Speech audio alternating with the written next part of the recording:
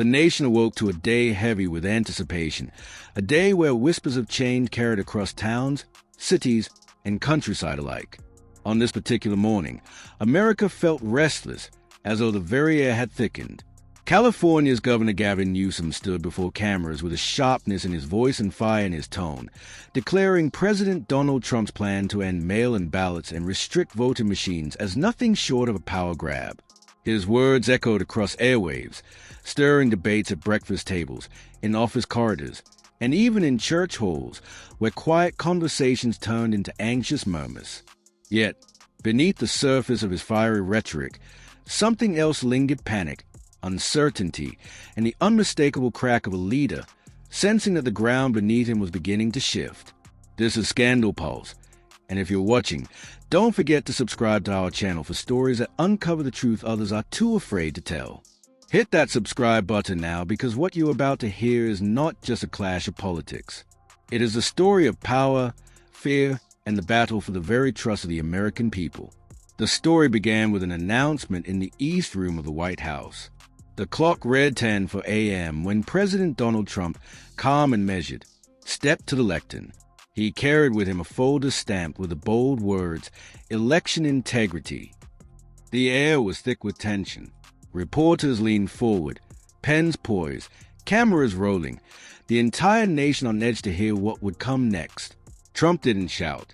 He didn't storm.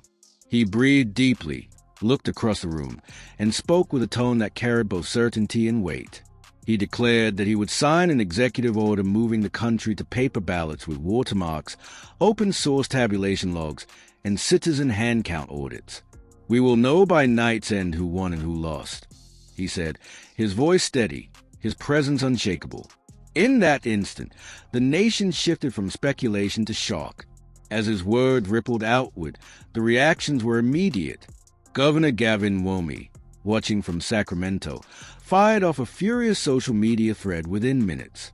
He accused Trump of plotting to rig the system, of dismantling democracy itself under the guise of reform. Television networks seized upon his comments, flashing banners that screamed of panic, power grab, and political showdown. Across America, households divided. Some cheered at Trump's boldness. Others recoiled at the audacity. At a kitchen table in Bakersfield, an elderly grandmother whispered to her family, "I just want my vote to matter." Her words were small but cut deep, capturing the sentiment of millions who longed for trust in a system they felt slipping away. In Cleveland, a young volunteer clutched his phone, his fingers trembling as he read the unfolding headlines.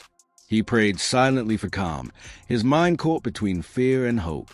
The White House, sensing the magnitude of the moment, announced that the president would deliver a prime-time address that evening, an address where he would invite both Republican and Democrat governors to meet in Washington the following morning. The words were simple yet powerful. The people come first. Outside the White House, storm clouds gathered in the gray sky as though nature itself reflected the tension brewing within the hearts of Americans. Inside, the nation's heartbeat quickened. By noon, the country was alive with arguments and opinions. Commentators on television bickered and speculated, maps glowing red and blue behind their shoulders as they painted the clash as an existential crisis. In Sacramento, Newsom doubled down, calling Trump's planned desperation dressed up as reform. His words stung with bitterness, but many watching saw through the act. In Tampa, a Navy veteran sat quietly with last year's mail-in ballot envelope in his hands. He turned it over slowly, wondering if trust could ever truly be restored. In a church kitchen in Detroit, Ms. Rosa, a 72-year-old volunteer folding aprons, spoke softly to those around her. "Rules can change," she said, her voice quivering, "but the voters must be seen." Her words, trembling with emotion, carried the wisdom of lived experience. That afternoon, the White House released a 30-page document outlining the plan in precise detail. Diagrams, timelines, and budget allocations filled its pages. It was not rhetoric. It was process. It was preparation. Reporters pored over it like archaeologists unearthing a relic, each line revealing the seriousness of the endeavor. Trump himself posted a short message online. "No American will lose their voice." We're opening every window and turning on every light. The phrase reverberated through homes, offices, and classrooms, igniting both hope and fury in equal measure. Meanwhile, in a printing plant in Baltimore, presses roared to life. Technicians tested sheets of paper that glittered faintly under ultraviolet light, each one watermarked for security. A foreman kissed a small cross around his neck, whispering, "Let it be honest." His prayer was not political. It was personal. The quiet plea of a man who wanted his children to inherit a country where elections could be trusted again. When 8:00 p.m. arrived, the entire nation seemed to stop. Families set aside their dinners.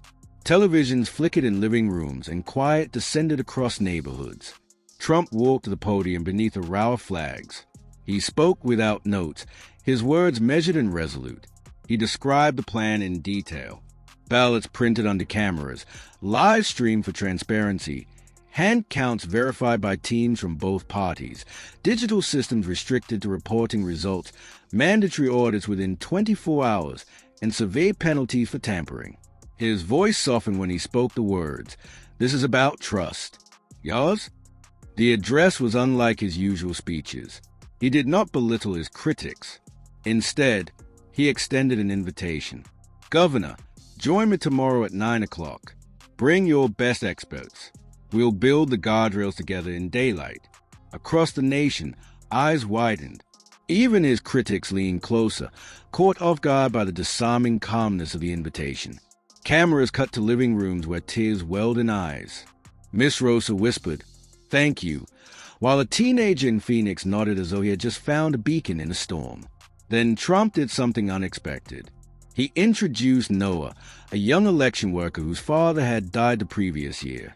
Noah's voice shook as he described staying awake for nights on end, counting ballots by hand, reading strangers' names out loud as though they were prayers. Trump listened, his eyes wet before turning to the nation. "Noah reminds us that our system is people, not machines." For a moment, even critics were silent. Outside, the storm paused. Hope stirred like an ember-catching flame. But hope was not shared by all. In Sacramento, Gavin Newsom grew restless. Pacing his office into the night, he erupted before cameras, accusing Trump of desperation of plotting to steal the 2026 midterms. Yet his anger, once sharp, now sounded hollow. His voice cracked as he shouted into microphones, his words spreading across the nation in headlines that read more like panic than conviction. Across living rooms, people watched him with furrowed brows. "Why is he yelling like that?" one mother asked her husband. "He looked scared," the husband replied. At sunrise, Trump appeared in the Rose Garden. His tone was calm, almost fatherly. "Governor Nwomo says, I am desperate. No, Governor, I am determined. Determined to ensure that every single American, Republican or Democrat, knows their vote is counted honestly." The silence that followed stretched long, the kind of silence that makes a nation lean in closer. Then, with deliberate steadiness, Trump added, "But if we are talking desperation, maybe we should look at Sacramento." Gas tripled through the press as he lifted a folder marked California audit. What followed was a meticulous recitation of numbers, projects, and missing funds. Billions of dollars allocated for infrastructure, rail lines promised but never completed. Taxpayer money gone with little to show. Trump did not rage. He read line by line, calmly exposing what many Californians had long suspected but never fully understood. Across the state, families who had waited years for a high-speed rail project wiped tears from their eyes. "So that's where it went," a retired teacher muttered as she watched. For the first time in this saga, it was Newsom who appeared cornered. Within hours, Newsom held his own press conference. Sweat beaded his forehead as he snapped at reporters, calling Trump's claim political theater. But his swagger had vanished. Reporters pressed harder, asking about the missing funds, the projects never completed, the billions unaccounted for. His voice cracked, his answers faltered, and the once confident governor seemed rattled. Meanwhile, Trump spoke again of honesty, not just in elections, but in government as a whole. The American people deserve transparency. If leaders waste their money, they should be held accountable. If elections are manipulated, they should be fixed. I promise to fight for the people. And that's what I'm doing. The Rose Garden erupted in applause, not from politicians, but from veterans, teachers, factory workers, and everyday citizens standing shoulder to shoulder behind him. Some clapped, others cried, but all nodded in agreement. One woman in a wheelchair whispered into a microphone, "He's fighting for us." The image of Trump, calm and resolute, flanked by ordinary Americans, contrasted sharply with the image of Newsom sweating under the glare of his press corps. The contrast was devastating, and so the battle lines were drawn. Not just a battle over ballots, but a battle over trust, truth, and the very soul of leadership. America stood at the edge of something historic, and the people could feel it.